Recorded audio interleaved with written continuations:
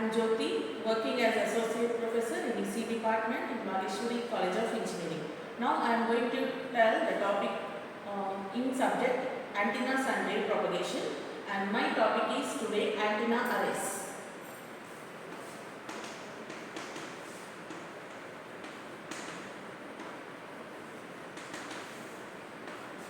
Actually, single antenna, when an antenna is used, it is having some properties like directivity, gain, like that. So single antenna cannot give more directivity.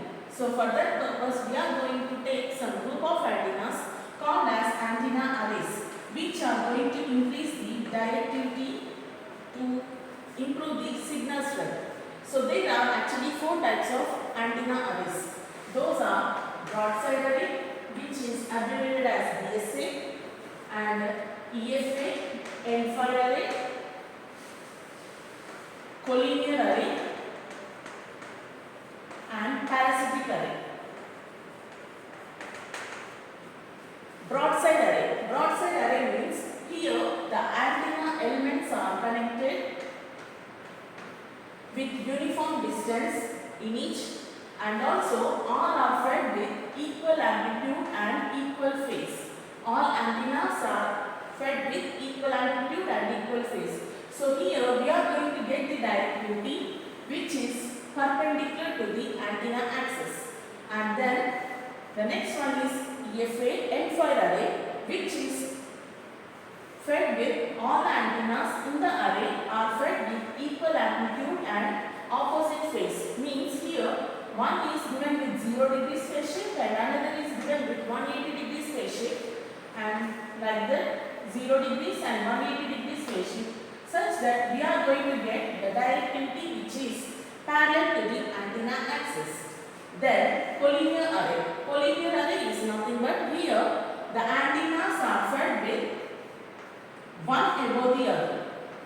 The antennas are fed with one above the other, such that here all the antennas are fed like that BSA, means all the antennas are fed with equal amplitude and equal phase, such that we are going to get the maximum directivity in the perpendicular direction.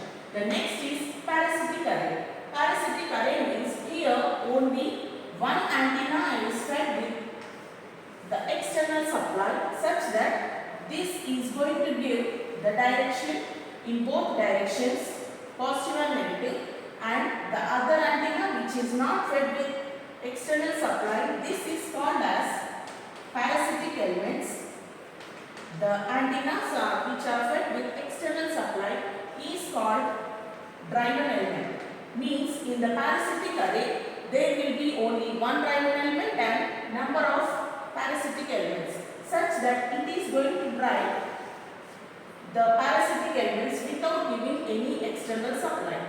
And this, by using this parasitic array, we had arranged one antenna called as Yagi-Uda antenna.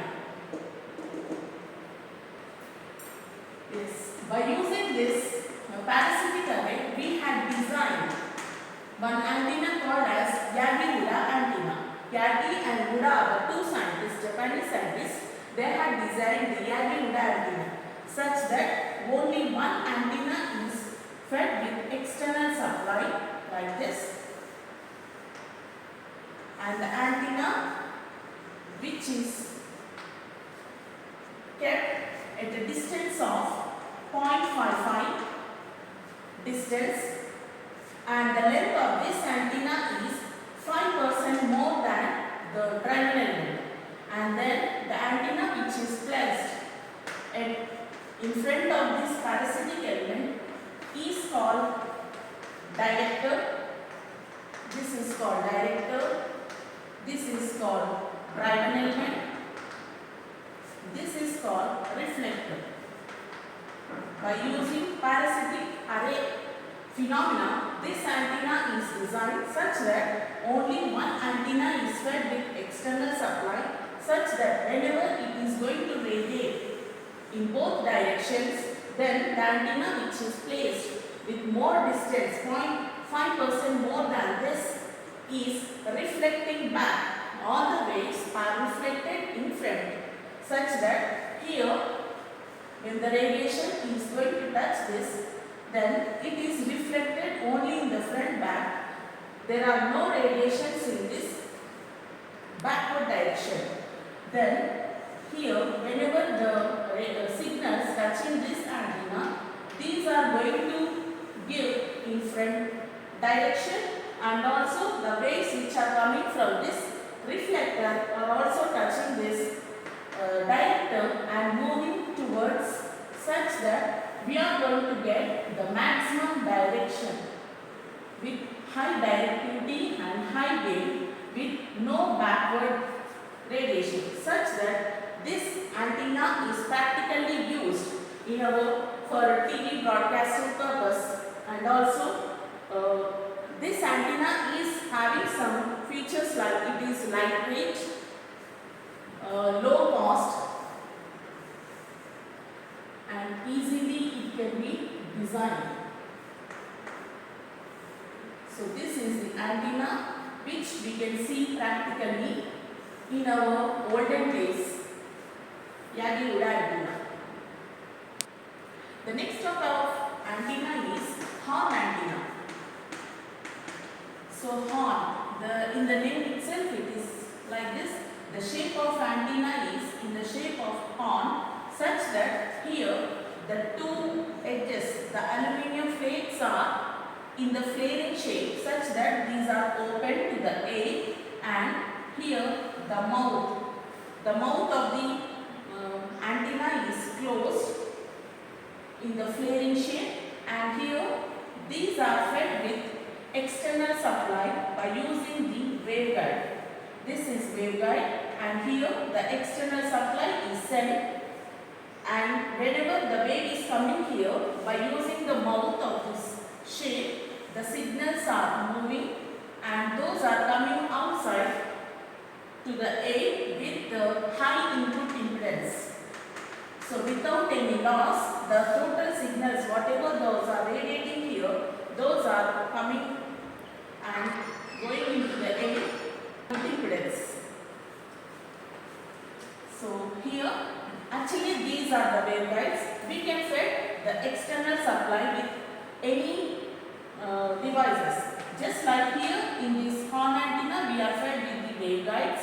Other than waveguides, we can use transmission lines, or we can use waveguides. Okay. The next is microstrip patch antenna. Microstrip means, micro means the size of the antenna is very, very small.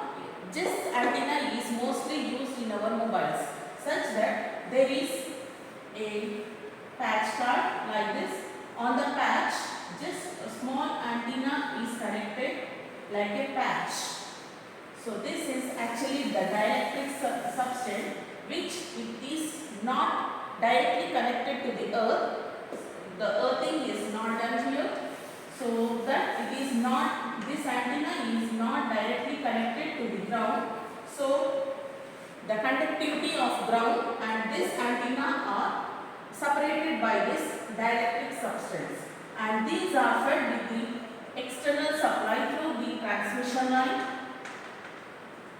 So by using, in order to construct this microstrip antenna, the height of the dielectric is very important here. The height of the dielectric, the thickness of the dielectric, and also the patch width here. The patch width is also, when we are designing this microstrip patch antenna, these features, the width, the height and thickness of the dielectric are very, very important here. So